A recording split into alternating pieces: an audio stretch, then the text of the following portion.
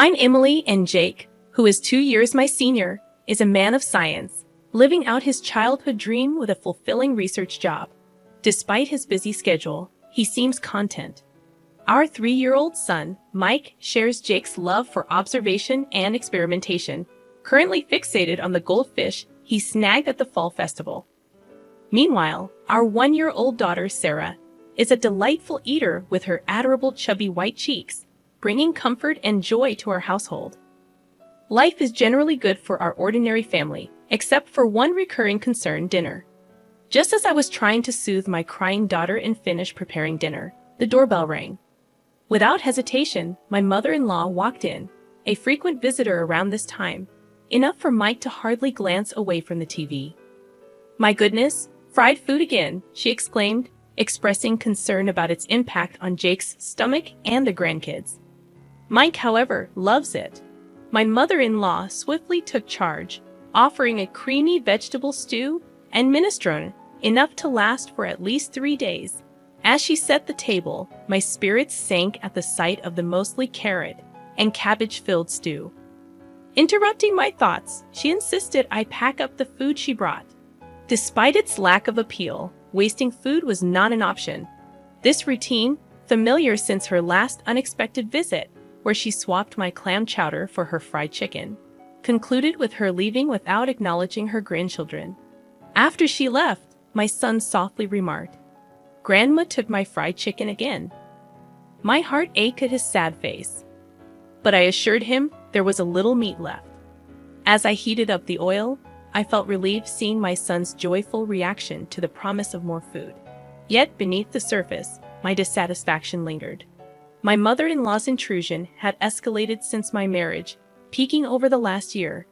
Each week, unannounced during dinner prep, she would criticize my cooking and parenting, leaving her cream stew behind. In the past 6 months, she started taking our food home, undermining our meals. As I juggled baby food and distracted the kids, the tough task of cooking continued. My family's happiness kept me going, but my fried chicken, braised pork, mapo tofu, and hamburgers, all of it, ended up in her hands. I inherited a love for cooking from my restaurant-running family, particularly my dad, who taught me the art. Confident in my culinary skills, I firmly believe that my cooking surpasses my mother-in-law's overly sweet cream stew. However, since Mike, our son, entered the picture, I've found it challenging to assert myself against his grandmother. When Jake, my husband, returns home after the kids have gone to sleep, he grimaces at dinner. With only Mike's share of fried chicken remaining, I serve Jake a generous portion of the cream stew, resigned to the fact that it's what my mother-in-law brings over. Frustrated by having my skills undermined, I express my discontent to Jake, urging him to tell his mother if he doesn't like it. Jake, as non-committal as ever, pokes at the stew, avoiding confrontation with his mother. Despite her intrusion during Sarah's nap time and taking away Mike's favorite foods, Jake rationalizes it by mentioning her loneliness since his father's passing 2 years ago. I sigh deeply, realizing Jake tends to avoid confrontation when his mother is involved. The only relief is that she hasn't suggested moving in yet. Tired of the routine, my mother-in-law surprises me with a different proposition during one of her dinner visits. She announces that everyone will gather at our place for Christmas this year, a departure from the usual family reunions at her brother-in-law's or her childhood home. Responding with little enthusiasm, I wonder how she plans to host the gathering. She frowns at my apparent lack of understanding and declares that I'll be helping too, assigning me tasks for the 24th. Despite my quick objections, she dismisses my concerns, suggesting I use a baby carrier for Sarah. Not only am I expected to clean up, but I'm also entrusted with preparing the full-course Christmas meal, with a strict warning against repackaging store-bought food or serving anything that tastes bad. Stunned by the audacity of her decision, I try to object, but my mother-in-law, satisfied with her directives, leaves abruptly. When I share the news with Jake that night, he is as bewildered as I am.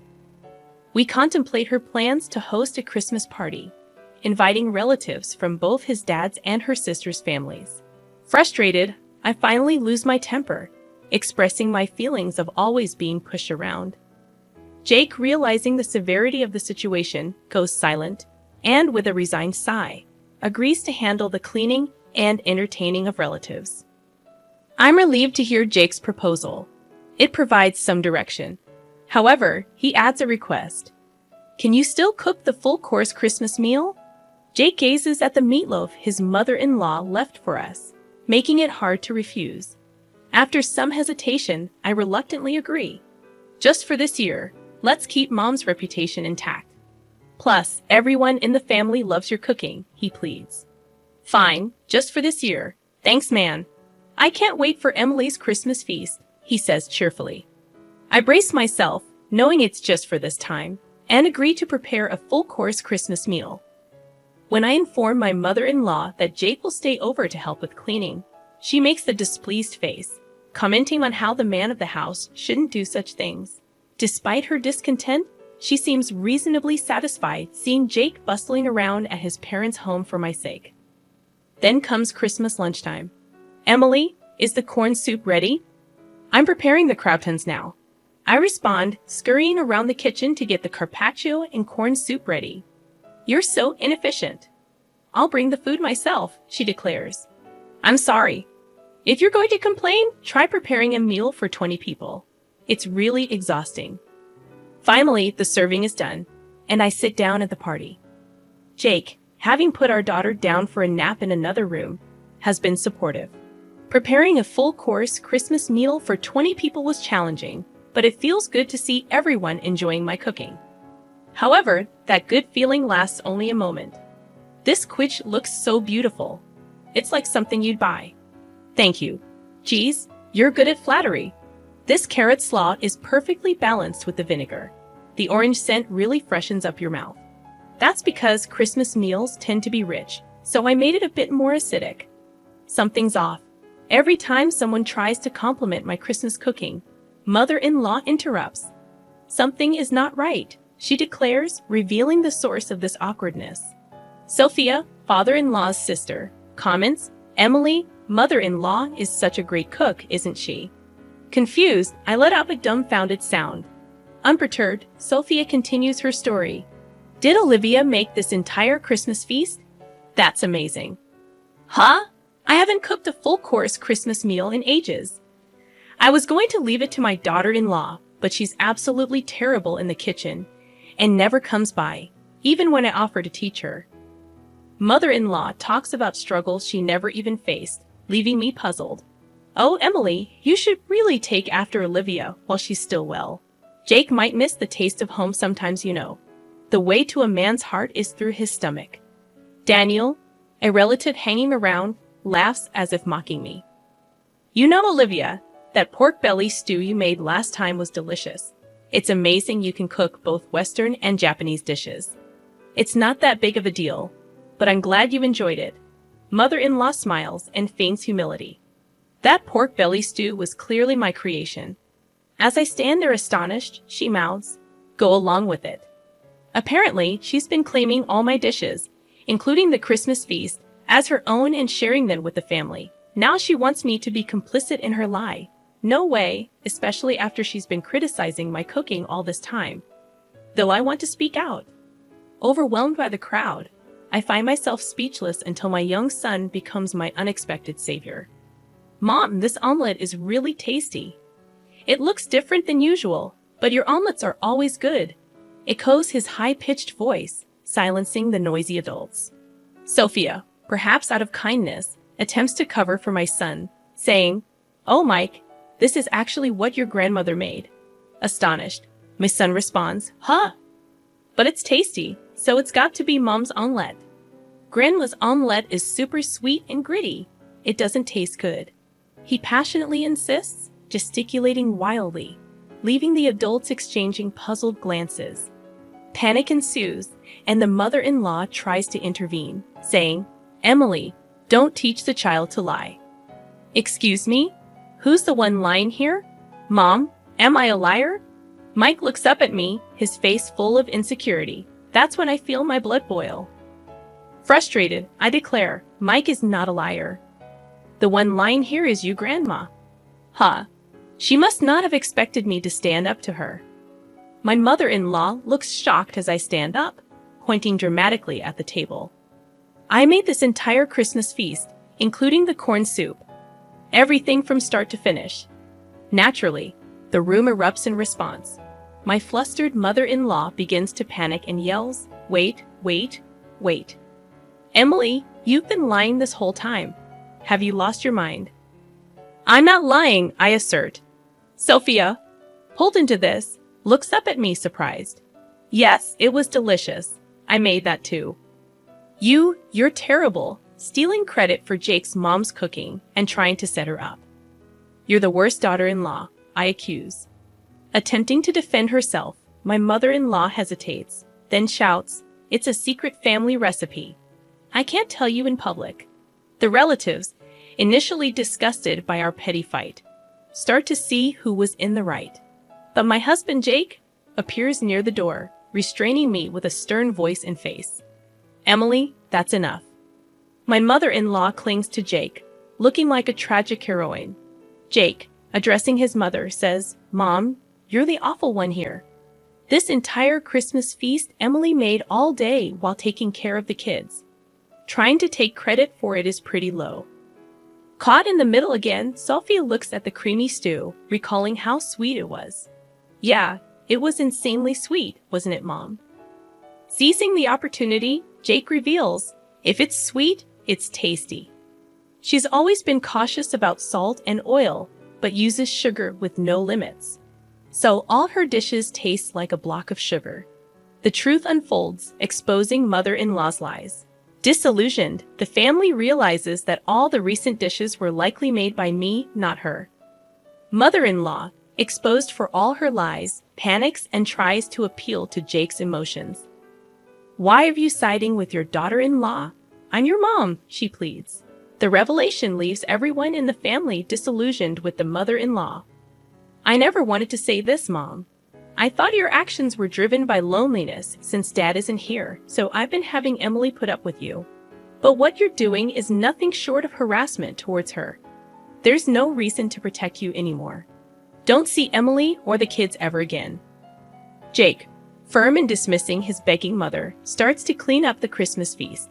Then he apologizes to the relatives, saying, "I'm sorry for the disturbance this Christmas. Emily, Mike, let's go." As Jake takes Mike's hand and stands up, Mike glances at his grandmother and asks, "Grandma, where's your I'm sorry?" "When you lie, you say I'm sorry, then you get forgiven, right? Isn't that right, Mom?" I get it. You have to be forgiving when it comes to raising kids, but a simple sorry isn't going to cut it." Luckily, I didn't have to worry for even a second. Mother-in-law clenched her lips so tightly they looked like they'd bleed, clearly having no intention of apologizing. Seeing her, Jake sighed as if he had enough. "Grandma can't even say I'm sorry, and she's supposed to be an adult. How sad. Let's go home and have Mom's delicious Christmas feast." Okay. We left behind a growling mother-in-law and confused relatives, carrying our sleeping daughter and the Christmas feast. As we left Mike's house, we went straight to my parents' place and served the Christmas feast. Everyone was delighted and ate with joy. This is what I had been striving for, so my heart was full. Jake, of course, apologized profusely and promised never to let us meet his mother-in-law again. Apparently, the atmosphere at my house remained awkward. His relatives dispersed, leaving only a soulless mother-in-law and some bland food. The next day, mother-in-law's sister and her husband, as well as Jake's sister, visited as promised. Seeing the bland food, they chuckled and said figures. Apparently, mother-in-law's lack of cooking skills was a well-known fact among her relatives. "So, you brag about hosting a Christmas feast. I wondered what magic trick you'd pull, probably just jealous of Emily, who's good at cooking and praised by Jake and Mike." "Sorry for the inconvenience," they said after hearing the details from Jake. My sister-in-law thanked me for my efforts, and Sophia called to apologize. "I'm sorry for jumping to conclusions. It turns out Sophia also enjoys cooking, and we bonded over a recipe for braised pork belly. The misunderstanding with Jake was cleared up, and I found new friends who share my cooking hobby. I felt refreshed, enjoying a carefree Christmas." Of course, mother-in-law wasn't going to back down that easily, but I was well prepared. As I was making cornbread, my phone rang. It was mother-in-law. "Excuse me, where are you?" "It's dinner time. Do your duty as a wife." "Are you making the same mistake and coming over again?" She's furious on the other end of the line. "How dare you? I came here because you didn't apologize. Come home and clear the misunderstanding with our relatives. Then I'll forgive you for embarrassing me." "No thanks." "What? You'll be the one left out by the family." "That won't be a problem." "What, to begin with, the one who put on airs and got shunned by the relatives was mother-in-law. I've even made plans to cook with Sophia next time." "What?" "Mother-in-law probably never imagined that I become close to father-in-law's side of the family. So, what now? Still got any moose left?" I add another blow to the stunned mother-in-law. "Also, I'm not returning to that house." "What?" "Yes, the kids and I have been staying at my parents' house since Christmas. We're planning to find a new place to live now that the holidays are over." Initially, living near Mike's family was mother-in-law's strong insistence, but Jake's workplace is actually closer to my parents' house. "Didn't Jake tell you to stay away from daughter-in-law?" But since mother-in-law can't listen better than a child, we've decided to physically distance ourselves. Right now, Jake is the only one living there, and he'll leave once he's ready. "What? Where? Where are you?" "Who knows? You think you can get away with not cherishing Jake's mom?" "Yes, because Jake and sister-in-law have forgiven me. It's okay." "Well, wait. What?" "Thank you for everything so far, mother-in-law. I'm so happy I'll never have to see you again. Goodbye." "Wait a minute." With a bit of a laugh, I hang up on mother-in-law, who's screaming like a villain in a superhero show. Then I block her number to make sure I never have to hear her voice again. 2 years later. "Mom, what's for dinner today?" "Hamburgers." "Yay! I love Mom's burgers the most in the world." "Sarah loves them too. Dad loves them the most in the universe." "Dad, that's not fair." My family happily waits for my cooking in the living room, playing around as I fry the burgers in the kitchen. My heart warms up again today, watching them eagerly await my cooking, smiles on their faces.